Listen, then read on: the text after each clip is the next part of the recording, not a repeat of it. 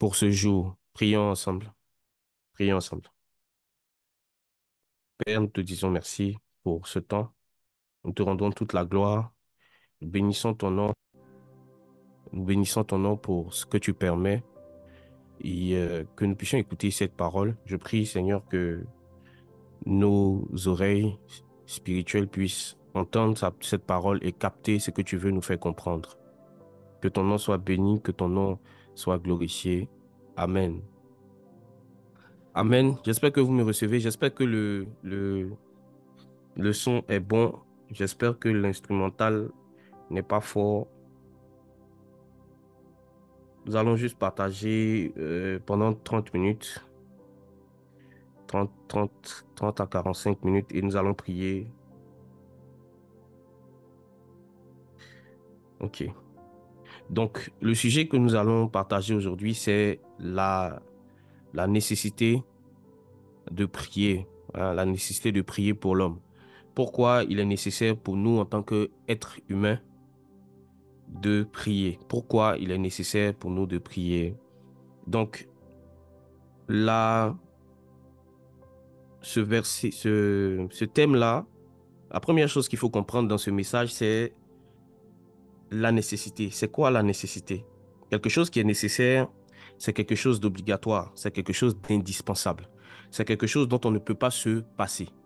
Donc, c'est comme si on disait, pourquoi est-il indispensable de prier? Pourquoi est-il plus qu'obligatoire de prier? Pourquoi il est obligatoire pour un homme de prier?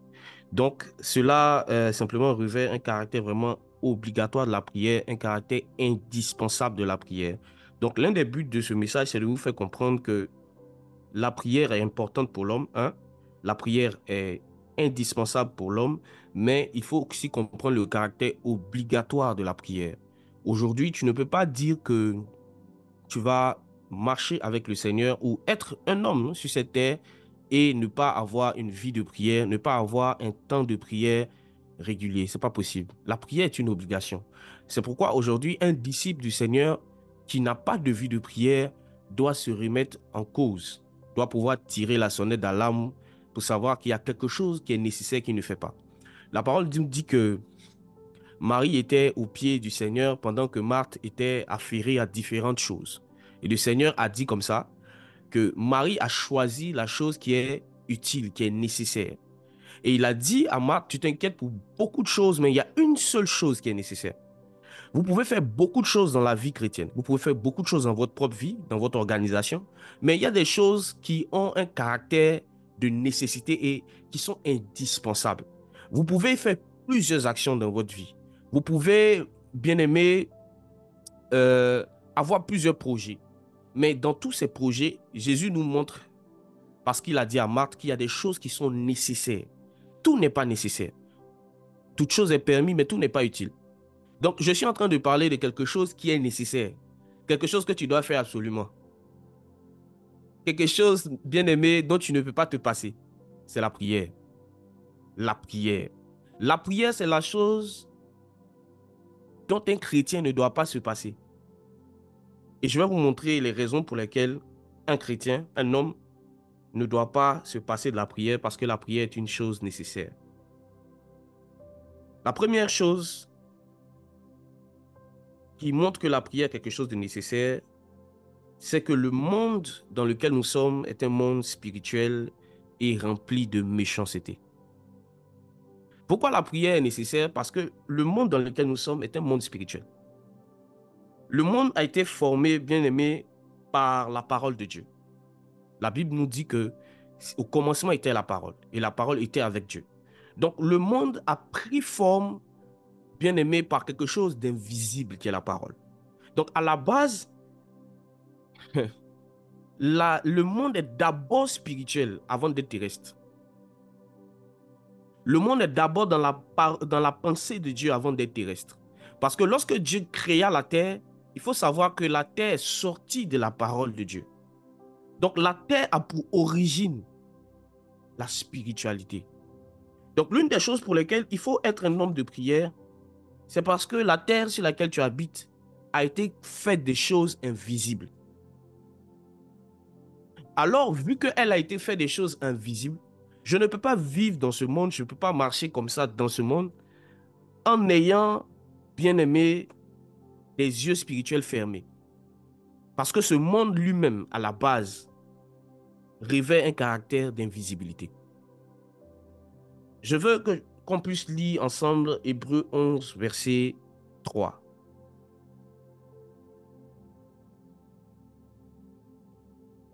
Hébreux chapitre 11, verset 3.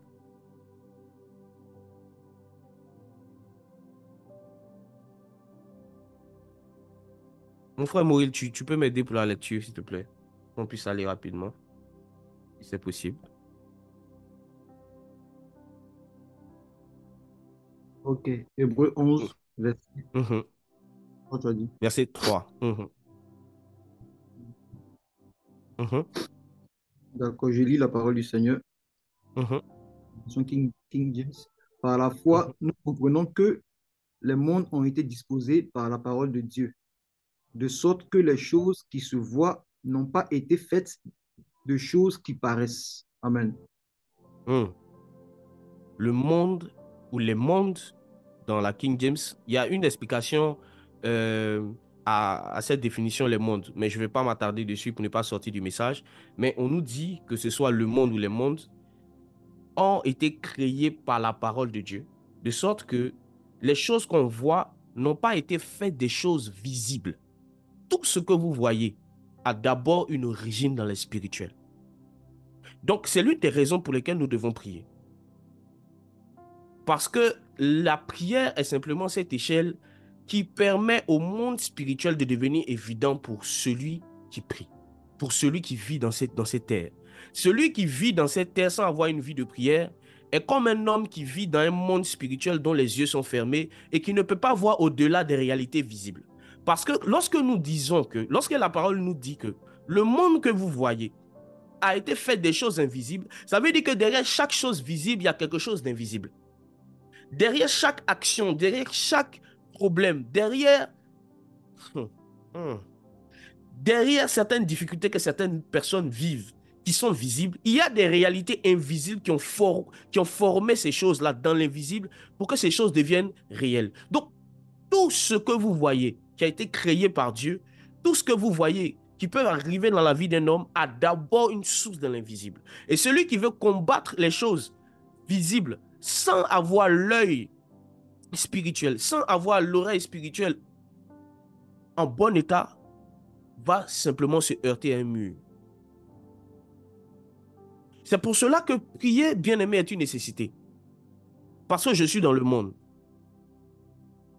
Parce que je vis dans le monde. Parce qu'il y a des réalités que je vis qui n'ont pas des sources terrestres. Elles ont des sources invisibles. Et je veux vraiment que vous compreniez ça parce que lorsque vous prenez la création, vous allez voir que tout a été créé par la parole. La Bible dit que rien de ce qui a été fait n'a été fait sans elle. Donc, tout ce que vous voyez a une origine spirituelle. Et si vous n'êtes pas connecté dans le spirituel par la prière, vous allez subir le monde. Vous allez subir certaines adversités. Vous allez subir certains problèmes. Parce que n'avez pas une vie de prière qui vous permet de voir au-delà de l'invisible. Tu as un problème au niveau du travail. Tu es persécuté dans ton travail. Est-ce que tu as pris le temps de prier pour savoir quelle est la réalité invisible qui se cache derrière ça? Tu sens que chaque fois que tu économises par rapport à un projet, les choses ne se passent pas comme elles doivent se passer. Est-ce que tu as pris le temps de prier pour savoir la réalité invisible qui est derrière? Tu sens que tu es bloqué dans ta vie. Est-ce que tu as pris le temps de prier pour savoir qu'est-ce qui est derrière? Parce que tout n'est pas simple. Ça, c'est la première chose pour laquelle la prière est nécessaire. La prière te permet de voir au-delà des réalités visibles, ce qui se cache derrière toute chose. Un homme qui ne prie pas va subir toutes des événements bizarres, des choses compliquées, parce qu'il n'a pas pris la peine de regarder qu'est-ce qui se passe derrière. C'est pourquoi il est nécessaire de prier. Une deuxième chose pour laquelle il est nécessaire de prier, c'est parce que, comme je disais, le monde dans lequel nous sommes est un monde méchant. Nous sommes ensemble dans Luc 11, verset 13. La deuxième chose pour laquelle nous devons être, la prière est nécessaire, c'est parce que le monde dans lequel nous sommes est un monde méchant. Luc 11, verset 13. Je lis la parole de Dieu. Luc 11, Mhm, verset 13. Si donc mhm. vous qui êtes méchants, savez donner de bonnes choses à vos enfants, combien plus votre Père céleste donnera-t-il le Saint-Esprit à ceux qui le lui demandent? Mhm. Si vous, en tant qu'homme, vous êtes méchant, combien votre Père céleste donnera? Mais ici, je veux que vous attachiez sur cette phrase de Jésus. Jésus dit que les hommes sont méchants.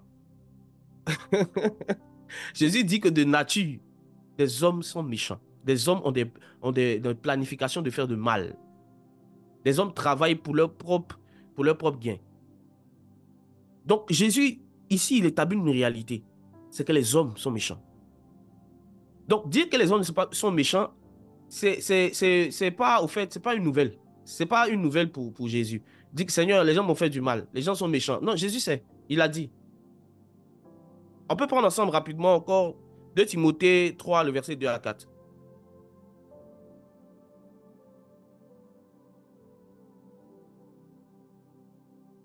2 Timothée 3, verset 2 à 4. 2 Timothée 3, verset, Mhm, je lis.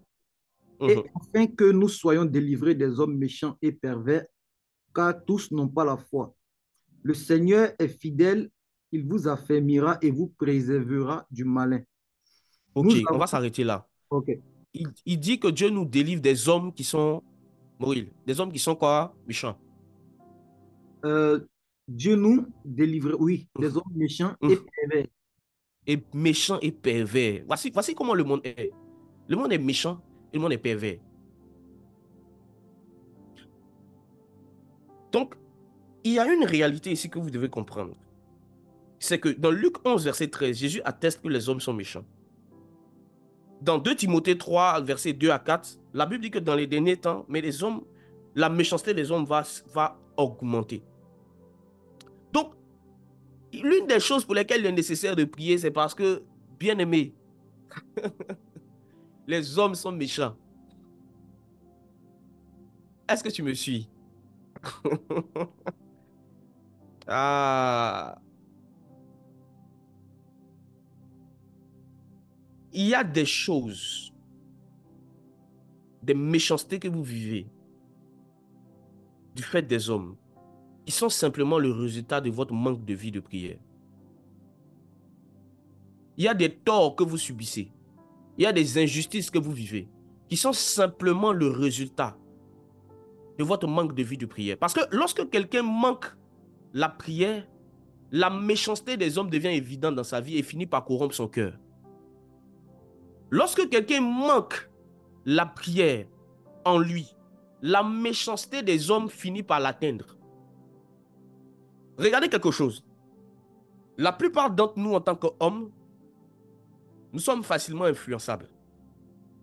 Chacun a son degré d'influençabilité. Mais mettez quelqu'un qui fait du bien, quelqu'un qui agit bien.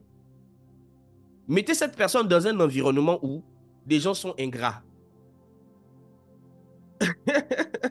Mettez quelqu'un dans cet environnement où les gens sont ingrats. C'est-à-dire que tu as aidé les gens, tu t'es sacrifié pour eux et ils n'ont pas été reconnaissants. Au moins 10 personnes comme ça. Est-ce que tu peux me dire en commentaire? Je te donne un exemple. Tu as aidé les gens, tu t'es occupé d'eux. Et au moins 10 personnes comme ça n'ont pas été reconnaissants. Est-ce que tu penses que ça ne va pas avoir une influence sur ton caractère? On peut répondre en commentaire. Comment tu vas réagir? Tu as aidé les gens, tu t'es occupé d'eux, tu leur as fait du bien. Et ces personnes ne sont pas reconnaissantes. Qu'est-ce qui va se passer? Tu vas changer d'attitude vis-à-vis d'elles. C'est-à-dire que ton attitude de générosité sera, bien aimé, touchée ou pervertie par la méchanceté des hommes. Donc, l'une des choses pour lesquelles un homme doit prier, c'est pour ne pas que ce qui est en lui soit perverti par le monde méchant qui l'entoure. Je répète. L'une des choses pour lesquelles l'homme doit prier, c'est parce qu'il est dans un monde méchant. Mais c'est aussi parce que la méchanceté des hommes est contagieuse. Ah! Si vous trouvez un homme qui est blessé, si vous trouvez une femme qui est blessée, mais qui continue à aimer, qui continue à aimer selon le Seigneur, c'est à cause de son intimité avec Dieu. Au fait, l'intimité avec Dieu te permet de vivre dans un monde méchant, mais de ne pas être contaminé par la méchanceté des hommes. En réalité, l'amour et le fait de marcher selon l'esprit, selon les bonnes œuvres du Seigneur, sont gardés par notre niveau de prière. Un homme qui prie de façon régulière peut être dans un monde méchant et ne va pas tomber sur l'influence des hommes méchants. Hey, écoutez bien ça. Il y a des vertus que vous ne pouvez pas préserver sans la prière. Donc c'est pour cela que l'une des raisons pour lesquelles Dieu nous demande de prier, bien-aimés, c'est parce que nous sommes dans un monde méchant. Les hommes sont méchants. La Bible dit que Jésus connaissait ce qui était dans l'homme. Alors Jésus, venant sur cette terre, a décidé de prier plus qu'il ne le faut parce qu'il était dans un monde méchant, un monde de jalousie, un monde de blessures. Mais il fallait que lui, il aime. Il fallait qu'il ne rende pas le mal pour le mal. Il fallait qu'il puisse garder sa vie dans la sainteté, sa vie obéissante à Dieu dans un monde où les hommes sont méchants. Alors Jésus a décidé de prier parce que la prière te permet de résister dans un monde méchant.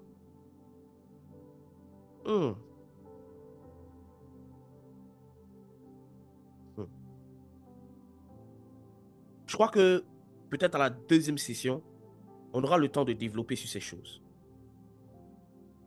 Mais je veux vous expliquer une autre réalité pour laquelle il faut prier. La troisième réalité pour laquelle il faut prier, c'est parce que le monde dans lequel nous sommes admet des réalités qui sont l'œuvre des esprits méchants. J'ai dit qu'il faut prier parce que l'homme est méchant. Jésus l'a dit. Paul a dit dans le livre de 2 Timothée que dans les derniers temps, les hommes seront méchants. Mais ici, je vais vous expliquer aussi qu'il faut prier parce que ce ne sont pas seulement les hommes qui sont méchants. Il y a aussi des esprits méchants. Allons-y ensemble dans Éphésiens 6, verset 12.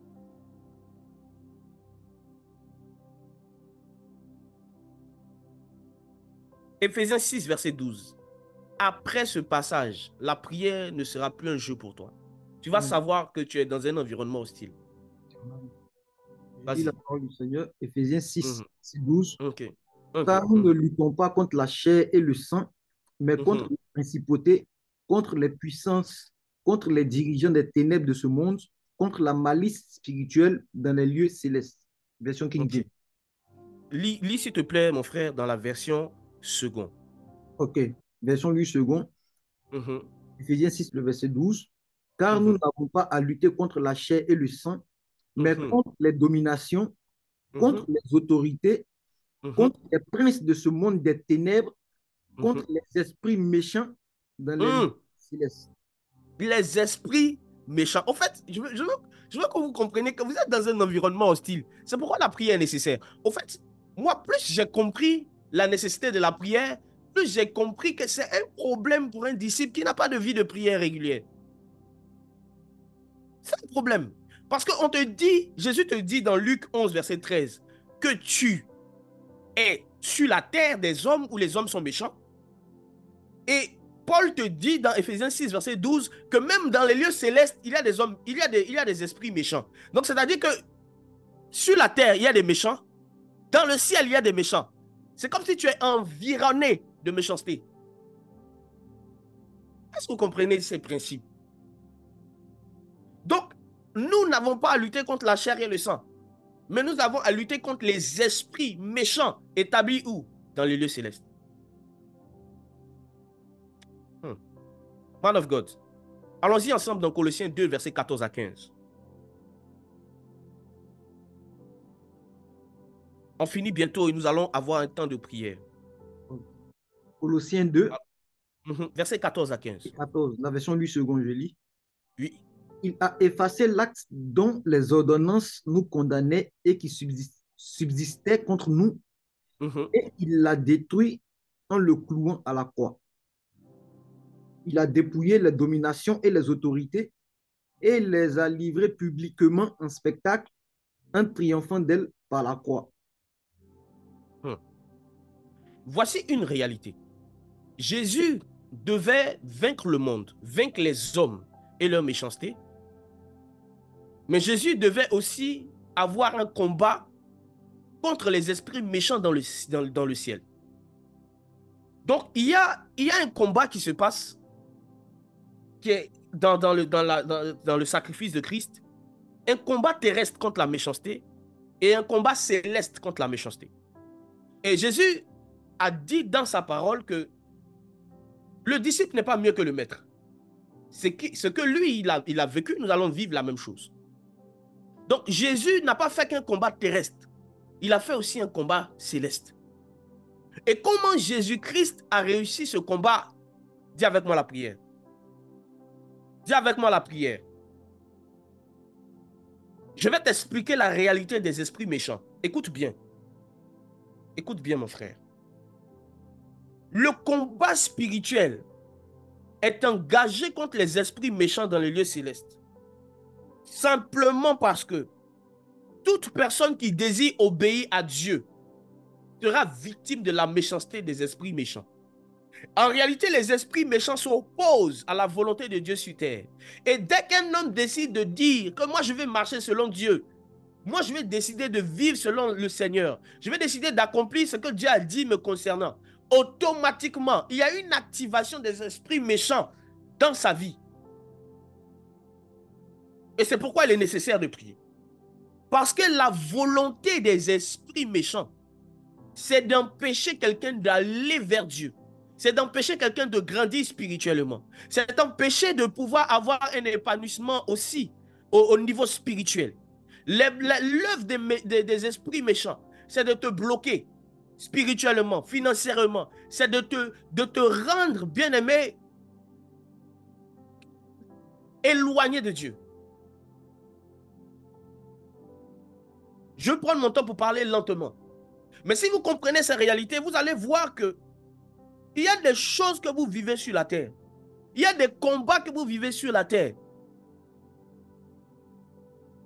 Vous avez besoin de la prière. Parce que la prière seule peut résister à la méchanceté. C'est la prière seule qui peut résister à la méchanceté.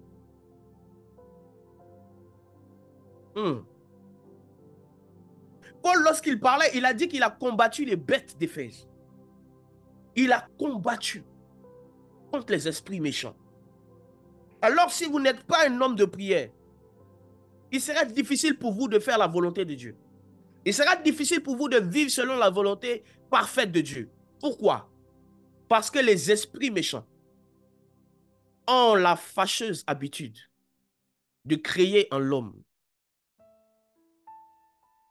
l'amour des choses méchantes et le dégoût des choses bonnes. Lorsque nous luttons contre les esprits méchants, cette lutte se fait comment? Cette lutte se fait par la prière. Mais le résultat de cette lutte, c'est qu'un esprit méchant prend le pas sur un homme lorsqu'il a décidé, lorsqu'il a pu communiquer à cet homme-là un peu de sa méchanceté. Un esprit méchant ne prend le pas que sur un homme, n'a de victoire sur un homme, que lorsqu'il a décidé ou réussi à lui communiquer un tant soit peu de sa méchanceté. Je vais avancer.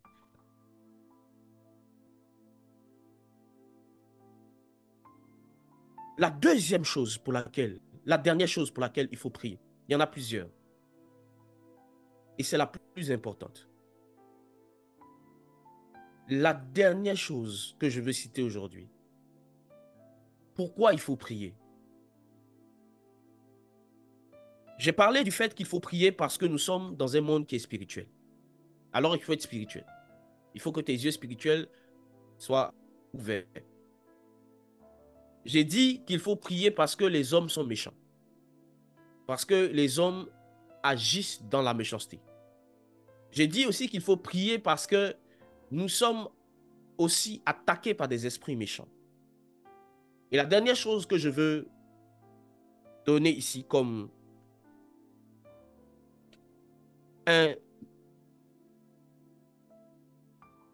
une chose pour laquelle il faut prier. Il faut que vous priez. Il est nécessaire que vous priez parce que vous êtes des hommes. Écoutez bien cette partie. C'est la partie la plus importante. L'une des raisons pour lesquelles vous devez être des hommes de prière, vous devez être des femmes de prière, c'est parce que vous êtes des hommes.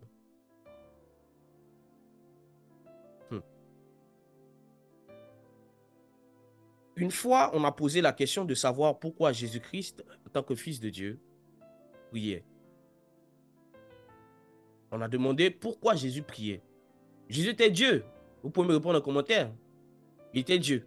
Fils de Dieu, Dieu. 100% homme, 100% Dieu. On est d'accord?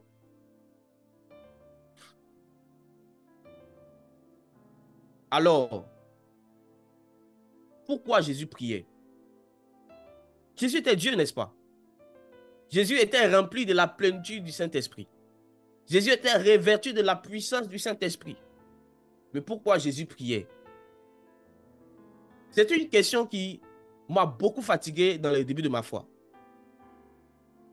Pourquoi Jésus priait? Ah, Malibre Sokoto Sakataya. La réponse est tellement simple. Oui, pour montrer l'exemple. Oui, maman. C'est ça. C'est pour montrer l'exemple. Mais il y a une raison encore.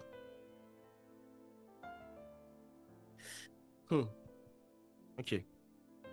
Merci. Jésus priait parce qu'il était un homme.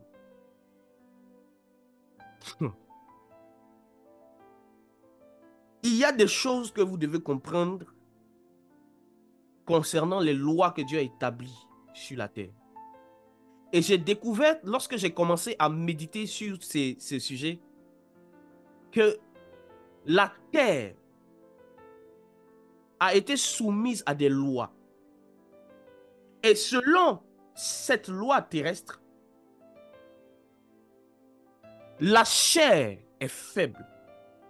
Il y a une loi sur la terre qu'on appelle la loi de la chair qui est faible.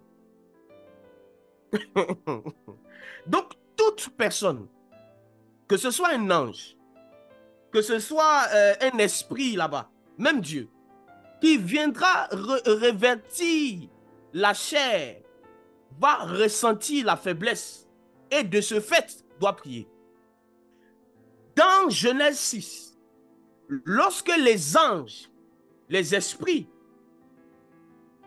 qui étaient proches de Dieu, décident de revêtir la chair, de revêtir l'enveloppe humaine et de venir sur terre, ils n'ont pas conscience que la loi terrestre nous dit que la chair est faible. Donc leur chair va les pousser à aller avec les filles des hommes, à commettre des abominations avec les filles des hommes. Parce qu'étant des anges, ils sont venus sur cette terre et ils ont ignoré le principe du fait que la chair est faible. Et même si tu es un esprit et que tu revêts une chair, une fois que tu viens dans le domaine terrestre, le péché frappe à ta porte et le péché peut te faire coucher parce que la chair est faible. Malgré la gloire de laquelle ils sortaient, ils sont tombés dans le péché sexuel avec les filles des hommes. Malgré la gloire dans laquelle ils avaient passé du temps, lorsqu'ils sont descendus sur terre, la beauté des filles des hommes les a conduits, bien-aimés, à pécher. Je vais vous expliquer des réalités puissantes ce soir. Ah, l'issou peredeve soupiata. En réalité, lorsque vous lisez Genèse 6, ne vous en prenez pas seulement aux anges qui sont sortis avec les filles des hommes, mais en prenez-vous à la beauté de ces femmes qui ont pu corrompre des esprits qui avaient passé toute l'éternité dans la présence de Dieu, mais qui avaient commis une erreur. Ils avaient commis l'erreur de descendre sur terre et d'ignorer la loi de la chair qui est faible. Ce n'est pas seulement parce que les esprits ont décidé de pécher contre Dieu qu'ils ont péché. Mais c'est parce que la beauté de ces femmes agissait selon la loi de la chair qui est faible. C'est pour cela que dans le monde spirituel, tous les esprits qui viennent sur terre, qui ont un corps physique, n'ont pas tous la même durée sur la terre. Parce que quand tu révèles la chair, quand tu t'habilles de l'habit qu'on appelle la chair, la faiblesse s'attache à toi. C'est pour cela que Jésus-Christ, en tant qu'homme, avait faim. Jésus-Christ en tant qu'homme était fatigué. Jésus-Christ en tant qu'homme a commencé à avoir peur. Jésus-Christ en tant qu'homme, arrivé un moment de sa vie, a dit, Père, non pas ma volonté, que ta volonté soit faite, mais s'il est possible que cette coupe s'éloigne de moi. Pourquoi? Parce que la chair est faible. Ah! Donc le Fils de l'homme, connaissant cette loi, a commencé, bien-aimé, à prier, parce qu'il a commencé, bien-aimé, à entrer dans sa destinée, à entrer, bien-aimé, sur le chemin qui menait à sa destinée. La chair voulait l'empêcher. La chair voulait, bien-aimé, empêcher Jésus-Christ de Nazareth d'accomplir ce pour lequel il était venu. Il a compris la loi du fait que la chair est faible. Il a commencé à prier.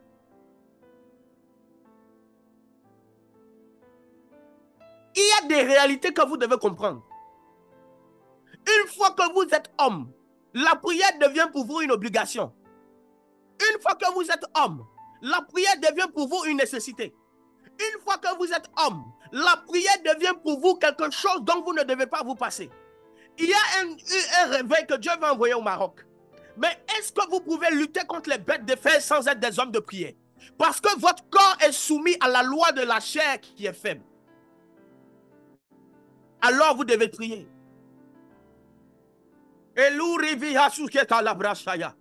C'est pourquoi lorsqu'un homme perd sa vie de prière, tout peut lui arriver. Tous les malheurs peuvent lui arriver. Toutes les choses improbables peuvent lui arriver. Si même le Fils de l'homme, le Fils de Dieu, a été soumis à cette loi, au point où, juste avant qu'il puisse accomplir ce pour lequel il est venu sur terre, la chair commence à le titiller. Jésus commençait à être angoissé. Jésus commençait à avoir peur. Jésus a commencé, juste pendant un moment, à se dire, est-ce qu'il est possible de ne pas passer par ce chemin? Est-ce qu'il est possible de ne pas obéir cette fois? Est-ce qu'il est possible que cette fois, je décide de ne pas obéir à Dieu? La loi de la chair. Tout homme, tout esprit qui vient sur la terre et qui revêt l'enveloppe de la chair doit commencer à prier. Parce que la chair est faible. Les bras s'étaient férodis si ebredegado siata.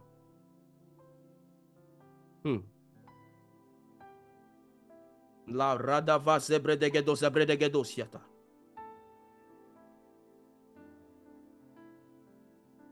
Matthieu 6, verset 26 à 41. On a bientôt fini. Nous allons passer du temps dans la prière. Peut-être si Dieu permet, la prochaine fois, nous allons parler de comment faire de la prière sa coutume. Mais je vais vous expliquer une réalité à travers Matthieu 26, verset 41. Matthieu 26. Verset 41. Ok, j'ai entendu 6. Donc Matthieu 26. 26. Verset 41. Je lis la parole du Seigneur. Version Louis II. Veillez et priez afin que vous ne tombiez pas dans la tentation. L'esprit est bien disposé, mais la chair est faible. Voici la loi. Veillez et priez afin de ne pas tomber dans la tentation. L'esprit est disposé. L'esprit veut. L'esprit a la volonté. Mais la chair paralyse la volonté de l'esprit.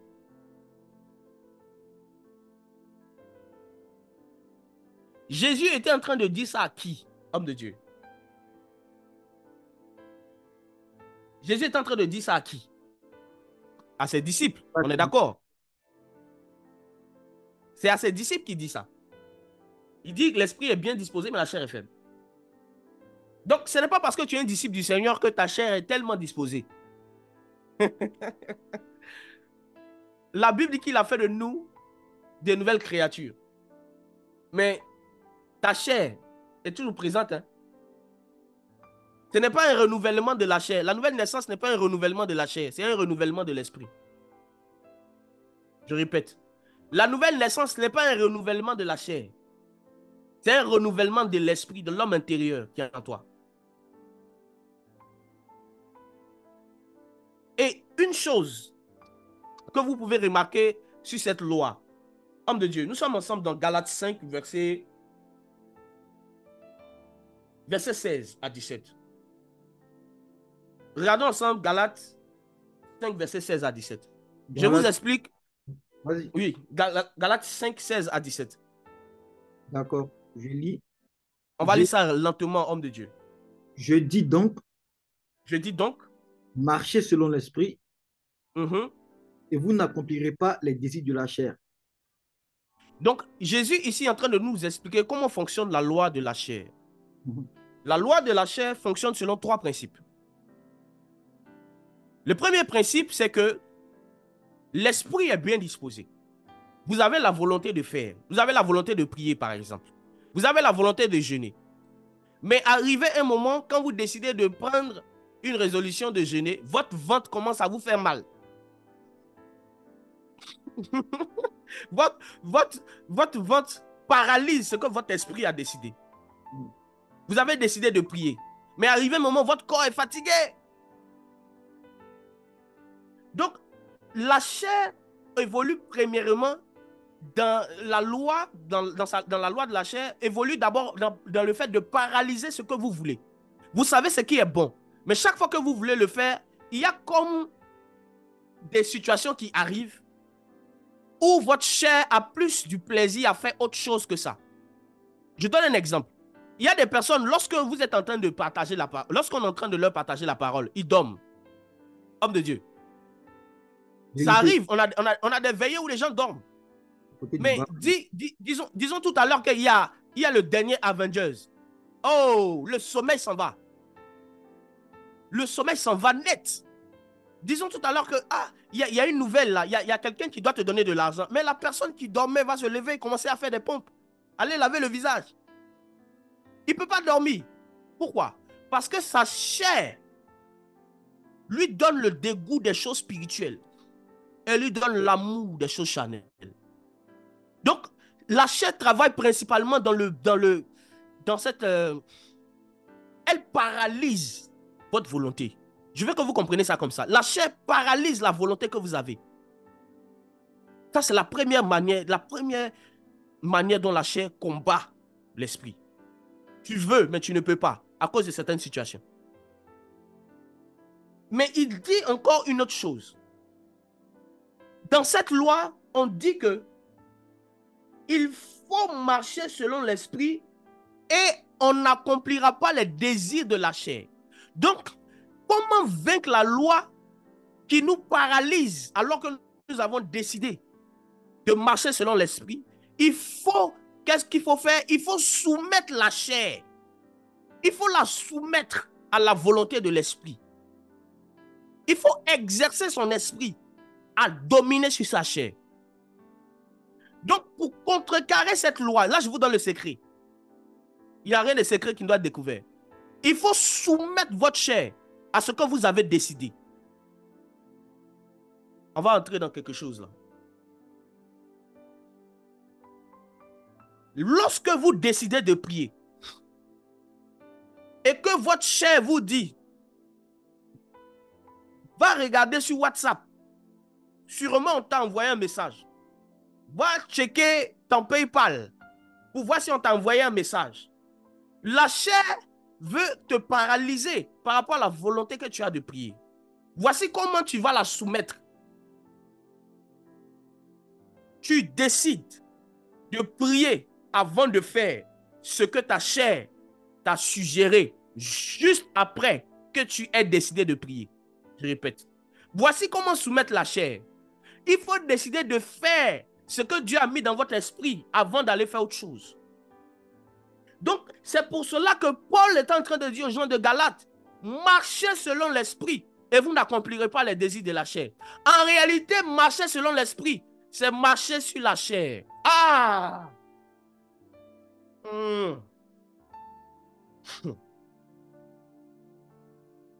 Si vous ne faites pas ce que l'esprit vous a dit au profit de ce que la chair vous a suggéré, c'est le contraire qui va se passer. Vous allez marcher selon la chair et vous n'allez pas accomplir les désirs de l'esprit. En réalité, ce verset veut dire, marchez selon l'esprit et vous n'accomplirez pas les désirs de la chair. Mais si tu ne marches pas selon l'esprit, tu marches selon la chair et tu ne pourras pas aussi accomplir les désirs de l'esprit.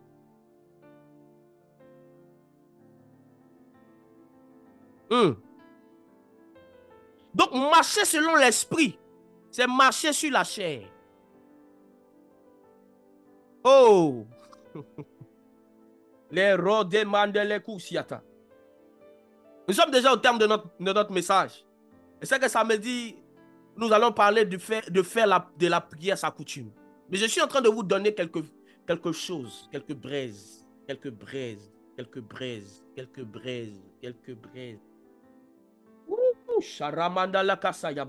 Homme de Dieu, allons-y au verset 17.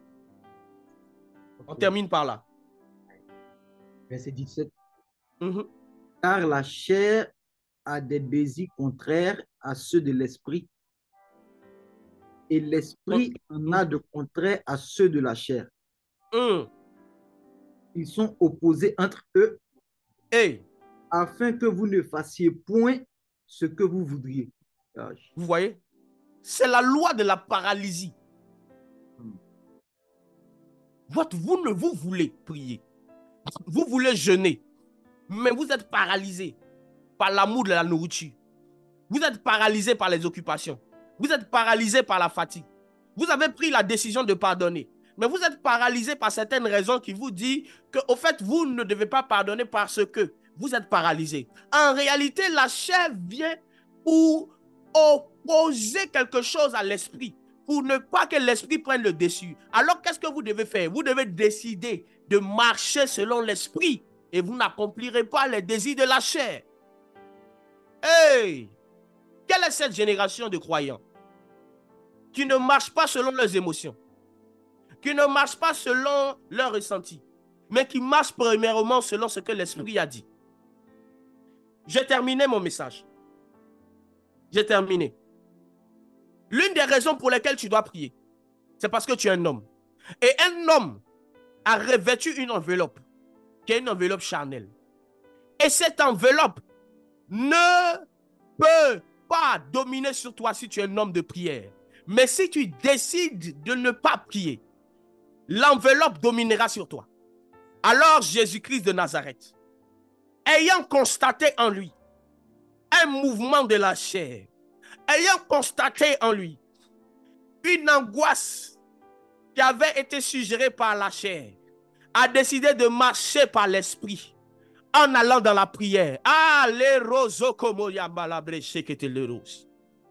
Bien-aimé, lorsque tu sens que ta chair est faible, tu dois te lever dans la prière comme Jésus et dire: oh, les rats de bouche, ça va radego, sabra de gedo, sabay. Les redegedo, les brezegedo, siata. Les redegedo, la brazagada, la bredegedo, sabra de lebreseketele. Est-ce que tu peux prier là où tu es? Et le sujet pour lequel tu vas prier, pardon, tu vas dire: Père, fortifie mon esprit afin que je puisse marcher continuellement sur la chair. Père, fortifie mon esprit afin que je puisse marcher continuellement sur la chair. On peut activer nos micros et prier juste un peu. Est-ce qu'on peut prier un peu? Il ne reste que 10 minutes. Active Prions ensemble.